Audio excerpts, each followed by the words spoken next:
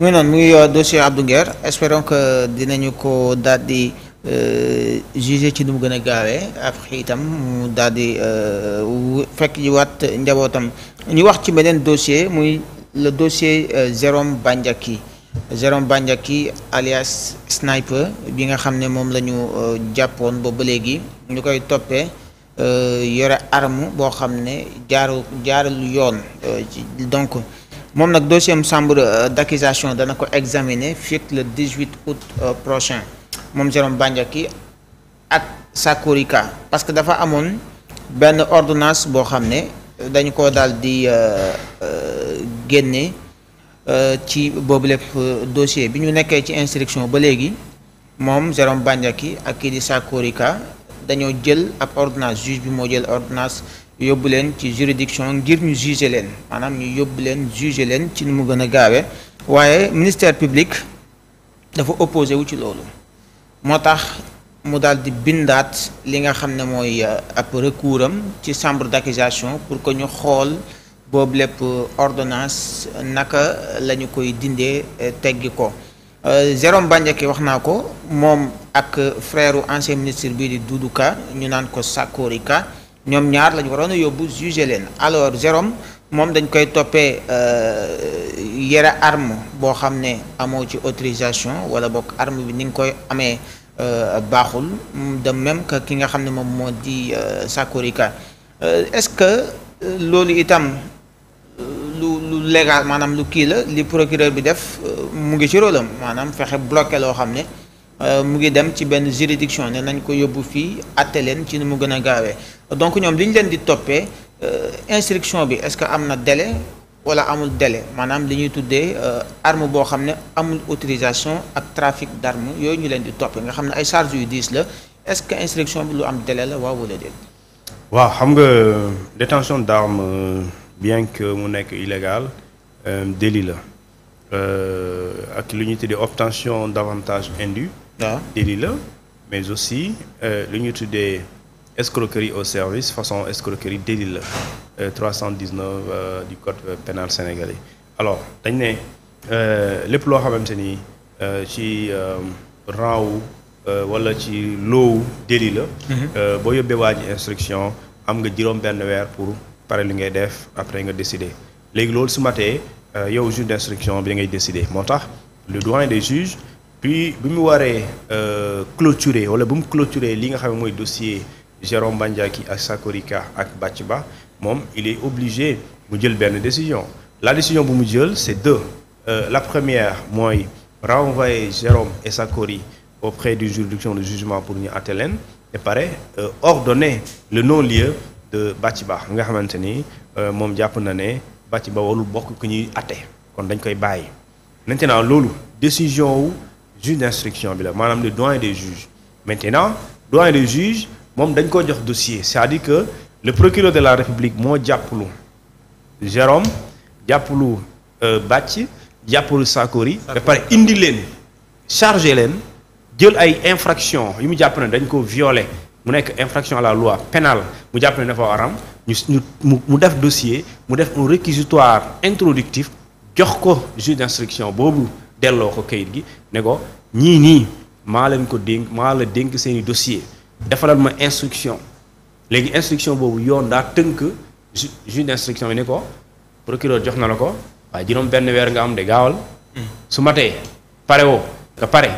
da ngay décider soo paree ci diggante bi décider léegi li ngay décider en toute indépendance léegi li ngay décider nag procureur aussi bu dee àndu ci yoon may na ko mën a déet mu opposé wu et quand il s'oppose dafa am ku leen di àtte mooy la chambre d'accusation de la cour d'appel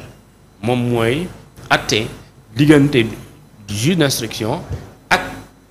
procureur parce que kii daa décider lii procureur ne ñett ànduma ci léegi puisque kii décider na lii nañ àtte gars yi bàyyi waa ji kii nee na ànduma ci li nga def nii kon li may def mooy mënoo retenir ñaari décision mënoo ne waaw dañ leen di àtte mais dañ leen di bàyyi aussi mënul ne il faut nga retenir benn décision léegi chambre d'accusation moom la ñuy saisir moom mooy ñëw na wax ci ñaar yi diggante li procureur bi wax àndu ci ak le doyen des juges bi renvoyé gars yi pour ñu àtte leen ak ordonné non lieu pour waa ji lan lañ ciy téye léegi su boobaa selon les éléments yu mu am sur sa table. parce que le juge d'instruction dafay motiver sa décision koy motiver interroger ay articles wax li pourquoi ñu war a àtte diw li pourquoi ñu war a bàyyi diw procureur ne indi moom tamit lu pourquoi mu opposé wu ci décision bi pare convoqué article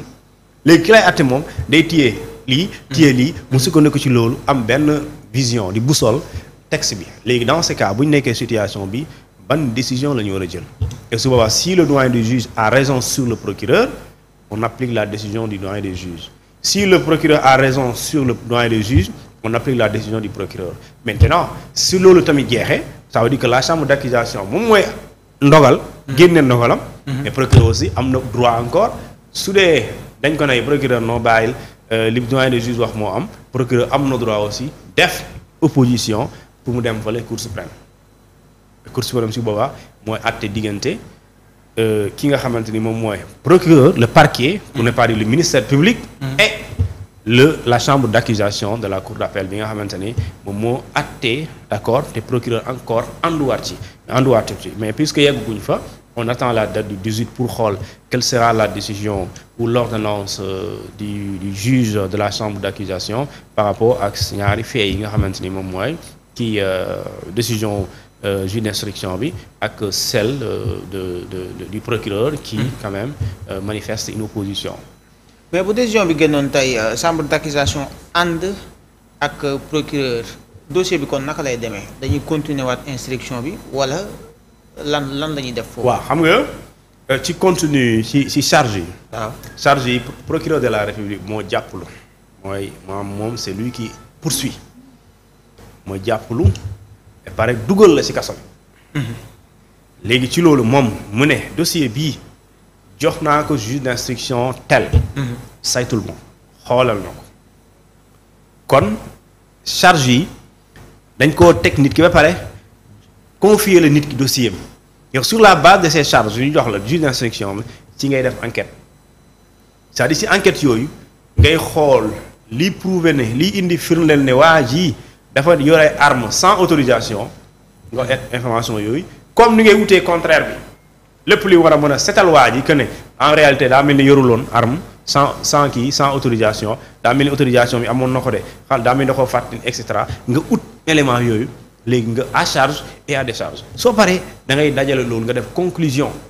léegi soo defee conclusion bi. li nga xamante ne moom mooy procureur c'est-à-dire charge yooyu. mën nga dem procureur jàpp ne kii détention illégale d'arme. parce que procureur amul preuve yi mais au cours de l'instruction mën nañ enquêter bi gis ne en réalité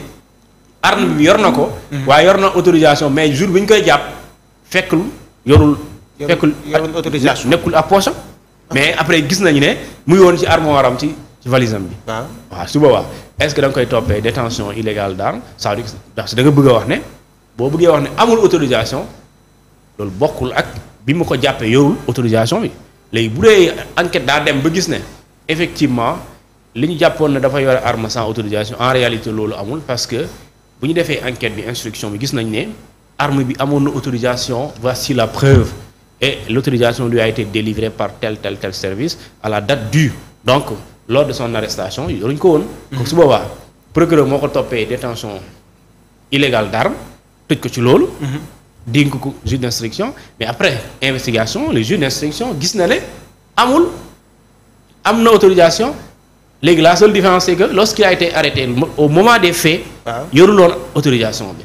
kon doo ko yóbbu ñu àtte ko pour loolu. kon boobu charge da nga koy effacer. comme lu ñu def Farba Ngom li ñu tuddee association de malfaiteurs en bande criminelle organisée. léegi yooyu soo gisaatee leneen aussi noonu nga koy dugalee mais soo gisee ne amu fa da nga koy rocc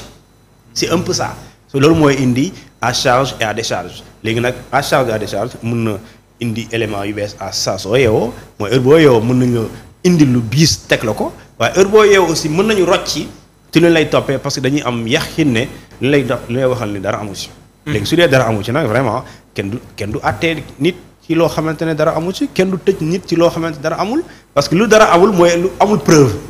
d'accord léegi nag loolu la léegi ci enquête bi man je pense que dañu war a gën a mën a avancer ci loolu parce que.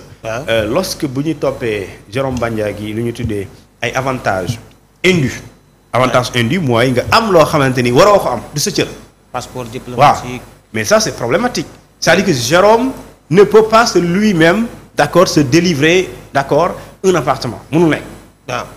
un logement de fonction. Jérôme mënu ko jox sa bopp sinon mën na nekk demal yow ñu jox la këru état ñu jox la. demal état jox la benn kër.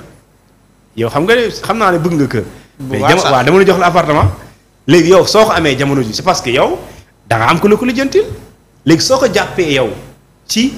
dafa am avantage indu looy def kii ko jox da nga ko war a wër. parce que dès l'instant que moom am na te waru ko am. ça c'est indu waaye looy def ki ko délivrer kooku da nga ko war a wër autant que kii am waru ko am. kon ki joxe waru joxe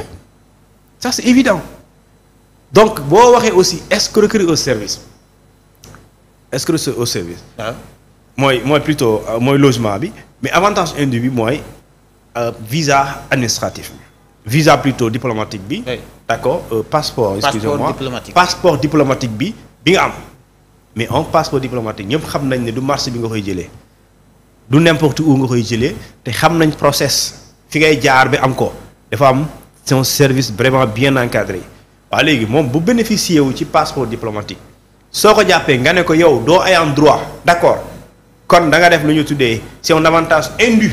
waaw léegi looy def ki doo dem wër ki ko jàpp ki ko jox. te moom tudd na ay tur de. waaw léegi mais c'est-à-dire loolu il faut ñu yaatal yenn enquêtes yi dañ ko war a yaatal parce que loolu mooy tey destination finale c'est Jérôme mais qui a délivré ça qui a produit et qui a facilité. loolu ce serait quand même une chaîne de responsabilité. parce que Jérôme dafa bénéficier justement d'un service mais ce service c'est pas Jérôme qui assure ça veut dire que donc da ngay dem wër ki facilité Jérôme mu am loolu benn. ki ko jox appartement bi parce que moom xam na ne waru ko am parce que un logement de fonction da nga koy jox koo xamante ni dafay liggéeyal état. wala état sant ko mission moom ngay jox logement de fonction. Jérôme n'est pas un policier benn il n'est pas un gendarme ñaar il n'est pas un militaire il n'est pas un agent de l'état il n'est pas un fonctionnaire. Jérôme c'est un agent de sécurité privée boo xamante ni yow bu mu nekkee jamono ji soo amee xaalis soo ko contacter service sécurité mu defal la. waaw léegi lu tax nga koy jox bâtiment état léegi su dee waru ko jël kon ñi ko jox dañ leen war a wax ne yéen kaay leen pourquoi vous avez fait bénéficier à Jérôme un logement de fonction alors que lui il n'est pas un ayant droit. loolu problème la léegi nag loolu moi je sais pas est-ce que il y a eu une audition par rapport auprès de ces gens-là wala dañ leen convoqué wala laaj leen man xawma de façon je pense que yenn cas yi pour dossier bi gën a nekk lu gën a leer il faut que toutes les personnes qui ont concouru ci loolu. facilité mu am logement facilité mu am lu ñu tuddee comment on appelle ça. passeport bi loolu yëpp ñooñu ñëpp dañoo war a déglu parce que bu dee am na ko te waru ko am rek kon am na ko joxe te waru ko joxe loolu en réalité c'est ça. donc kon moo tax procureur opposé wu kon suñu mënee jàpp. bon peut-être je sais pas mais de façon il n'est pas d'accord de façon très simple àndul ak ordonnance bi nga xamante ni bon peut-être mën na nekk aussi pour un besoin de complémentarité n'est-ce pas de l'information. parce que peut-être mën na jàpp ne elle n'est pas suffisante ou bien li nga xamante ne lañ ci war a xaar lépp amu fa wala mu jàpp ne aussi les charges yi nga xamante ni moom nga parce que Bathie Ba nee naa la Bathie Ba elle était arrêtée. dans ce même dossier. mais cette Bathie Ba bu ñu toppee décision ci du joint du juge kenn du ko àtte dañ koy bàyyi parce que dana ordonner un non-lieu lu ñu la tegoon yëpp ci sas ci accusation yow moom vraiment gisuma lu tax ñu war la yóbbu fële ñu lay àtte kon yow su dee liy joint du juge wax rek la ñu topp kon moom waa këram mën nañ ko préparer jëndal ko li ñu tuddee jënd ataaya teg nga xamante ne day ñibbi. parce que kenn du ko àtte. moom Bathie Ba quoi. d'accord est-ce que mën naa koo méngaleeg dossier Amadou Sall bi nga xam ne ay waa kër Abdou Karim Mbacké Abdou Karim jamono ji dañ ko téye moom itam te ci dossier bi ñu ko téye ka tax ñu téye ko mu ngi États-Unis wala boog mu ngi dox mu ngi ci ay soxlaam di wër ba tey justice mënu cee teg loxo tax waa këram di sàkku rek ci ñu bàyyi ko foofu itam est-ce que mën nañ ko xaw a méngaleeg tuuti. bu Jérôme bi ak Bathie Ba mi nga xam ne xëy nañ génne ko ak li nga naan Jérôme ñi ko jox passeport bi ak ñi ko jox li nga xam ne moo di appartement bi dañ leen war a topp kon est-ce que Abdou Karim Mële laajul justice bàyyi ko ba keroog muy